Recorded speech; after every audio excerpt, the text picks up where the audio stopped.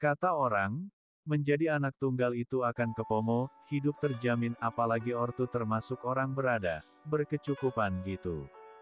Pastilah hidup bisa lebih bahagia. Itu kebanyakan persepsi orang. Tapi apakah emang begitu kenyataannya? Jawabnya, tidak juga. Pasalnya, sejak kecil aku sudah sering ditinggal kerja ortu, aku lebih sering bersama pembantu. Apalagi aku ditakdirkan menjadi anak yang pendiam dan cenderung pemalu. Tetapi dengan sifat yang kumiliki ini, justru menjadikan aku kadang-kadang melakukan hal-hal di luar kontrol ortu. Seperti yang terjadi pada diriku dengan pembantu, yang akhirnya menjalin hubungan gelap bahkan hampir tiap hari bergembira ria mengadu rasa, tanpa sepengetahuan siapapun.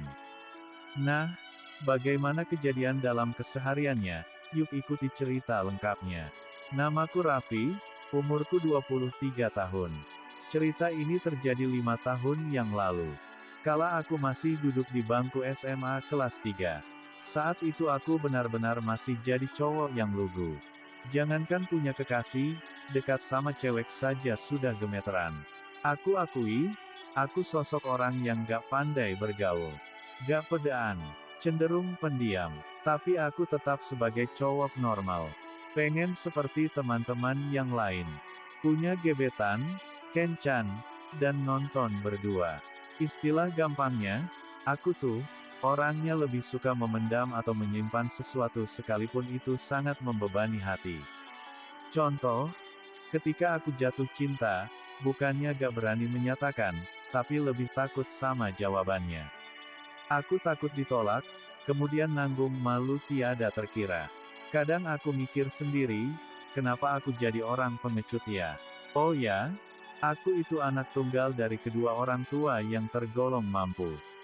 Ayahku seorang ASN dan ibu seorang pengusaha. Keduanya sibuk. Ketemu kalau pas malam. Itu pun kalau aku tidurnya malam-malam. Di rumah ada Art, namanya Anti. Aku biasa panggil Big Anti, dan seorang sopir bernama Pak Harsono.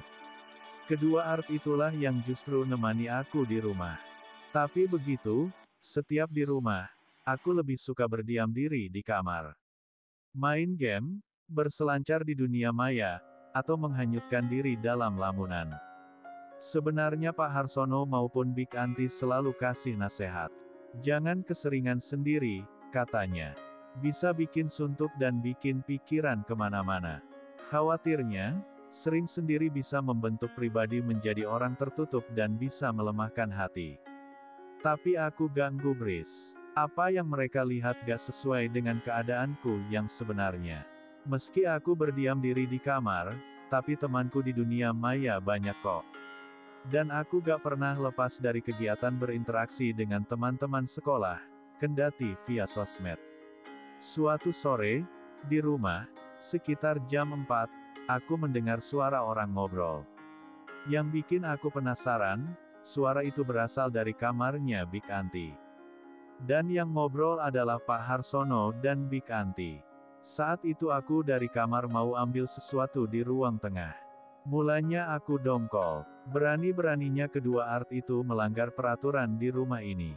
Tapi secara mendadak pikiranku berubah. Langkah kaki lebar saat menuju kamar Big Anti seketika berhenti. Entah kenapa pikiran-pikiran aneh datang dan merubah niatku. Aku gak jadi menegur kedua Art itu. Aku malah penasaran dan ingin tahu apa yang mereka lakukan. Dengan langkah hati-hati, aku menghampiri kamar Big Anti. Dan mujurnya, keadaan pintu terbuka sedikit. Pasti keduanya ngira aku gak akan keluar kamar, karena biasanya juga begitu.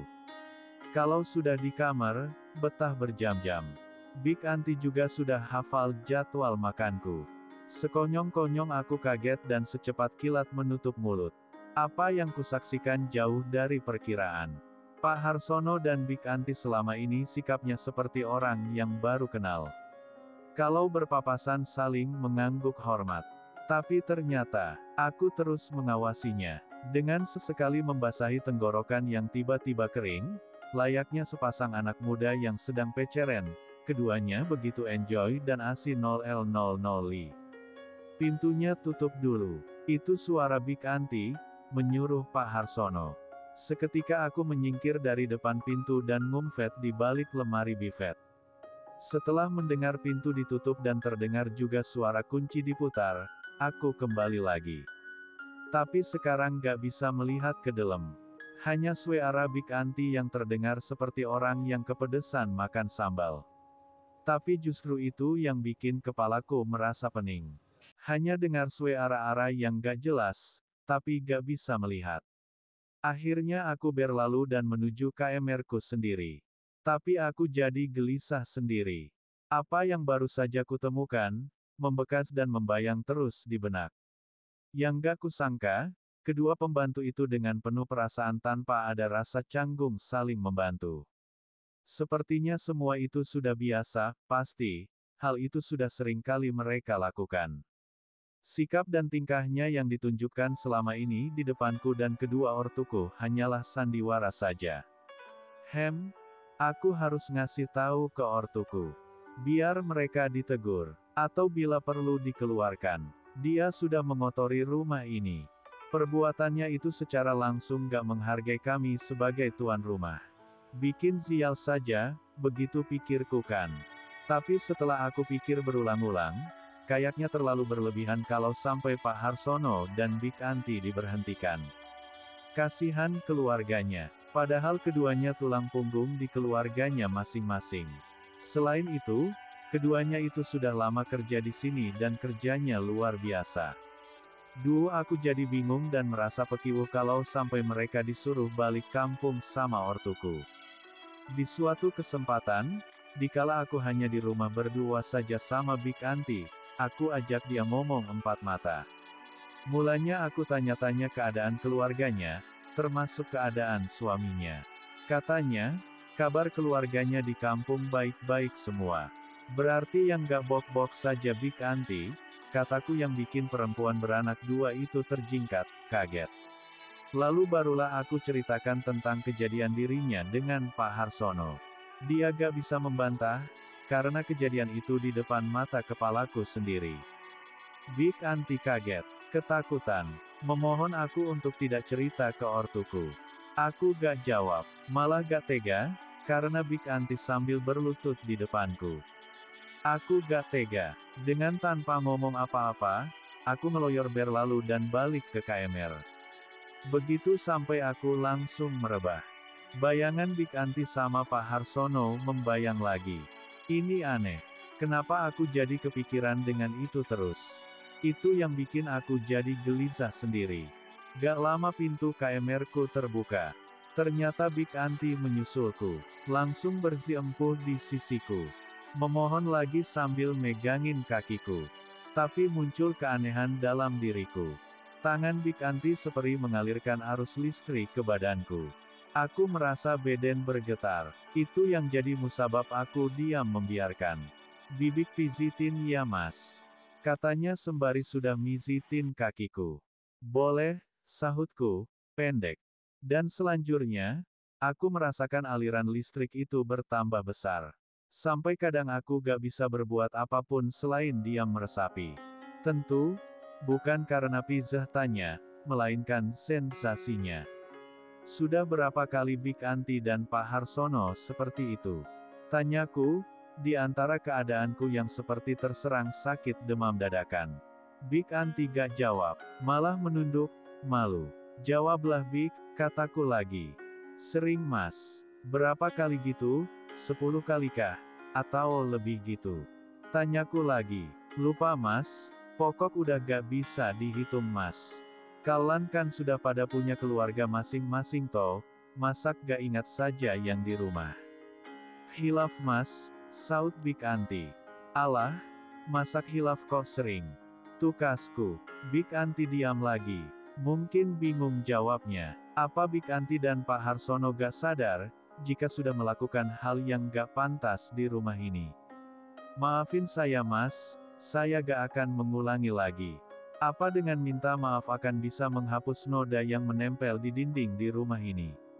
Big Anti gak menimpali, malah beranjak dan berlutut di sebelah kepalaku. Aku akan memaafkan Bibik, tapi ada syaratnya, kataku setelah merubah posisi dudukku. Apa syaratnya, Mas? Apapun akan Bibik lakukan asal tetap boleh kerja di sini. Bibik gak ada kerjaan lain, Mas. Ucapnya sambil ngeluarin air bening dari ekor matanya. Mudah, Bik. Aku seperti dengan Pak Harsono. Mas. Kedua mata Bik Anti membulat lebar. Gimana? Mau gak? Tanyaku. Tapi Mas Raffi masih muda, ganteng dan punya segalanya, kata Bik Anti seperti gak percaya. Aku gak butuh kata-kata seperti itu, aku hanya butuh kesediaan Bibik. Segeralah sebelum semua akan berubah, seruku. Baik, Mas. Jawab Bik Anti seraya berdiri dan melintas ke pintu, kemudian menutupnya. Begitulah yang terjadi. Sore itu menjadi awal hilangnya keaslianku. Aku juga gak ngerti apa yang saat itu lagi bersemayam dan bertengger di hatiku. Sampai bisa-bisanya aku lupa kalau Bik Anti itu artku sendiri. Padahal aku tahu, ia baru saja mendaki bukit bersama Pak Harsono. Mungkin aku terlalu banyak berhalusinasi, dan kurang banyak pergaulan di luar. Apa benar yang dikatakan Pak Harsono kalau orang yang cenderung pendiam itu justru seperti lautan? Diam, tapi sekali bergerak akan menjadi gelombang tsunami yang menghanyutkan apa saja. Herannya, gelombang itu datang berulang-ulang sampai aku dan Bik Anti seperti gak menyentuh bumi lagi. Walau setelahnya aku selalu meriesal, ingin bertobat. Namun begitu, tiap gelombang itu datang lagi aku gak bisa mencegah apalagi menghindari. Baru kali ini aku tahu, kalau kerjaan ini bisa buat orang lupa diri, dan ingin mengulang lagi. Aku juga baru paham, mengapa Pak Harsono juga tak bisa melupakan, lantaran Bik Anti emang pinter banget bikin hati orang menjadi senang. Bik, kok sekarang Pak Harsono jarang kelihatan, apa sudah bosan ya Bik? Tanyaku di suatu kesempatan. Bukan gitu Mas. Tapi sekarang kan sud ada Mas Raffi, jadi aku pilih yang masih muda, masih punya power dan vitalitas tinggi, yang benar-benar bisa membuat hatiku bahagia tiada batas. Jawabnya lugu dan jujur. Begitulah yang terjadi, terus-menerus sampai aku lulus kuliah dan aku melanjutkan kuliah S2 di luar negeri. Baru aku bisa benar-benar meninggalkan. Tapi aku yakin Bik Anti dan Pak Harsono akan kembali dan melanjutkan perjalanan panjang dan melelahkan lagi. Saat aku sesekali pulang, aku sempat berpesan pada Bik Anti agar tidak memanfaatkan kesempatan untuk tidak melakukan hal yang bisa mengganggu citra baik keluarga Pak Hadi Mulyo. Kalau toh masih ingin melanjutkan harus di luar rumah, dengan segala resikonya. Bik Anti, orang yang berjasa kepadaku, ikut merawat dan menjaga sejak aku SMP itu, telah mengajarkanku tentang segala hal, sampai pada masalah privasi yang tak semestinya dilakukan. Tapi itulah hidup, kadang harus menemukan kisah dan perjalanan yang di luar dari perkiraan. Yang terpenting lagi, orang tua boleh saja bekerja demi kebahagiaan keluarga, tapi perhatian dan kasih sayang pada anak harus tetap yang menjadi prioritasnya. Semoga semua ini akan menjadi pelajaran paling berharga dalam hidupku, kelak bisa menjadi modal jika sudah berumah tangga. Sekian dan terima kasih.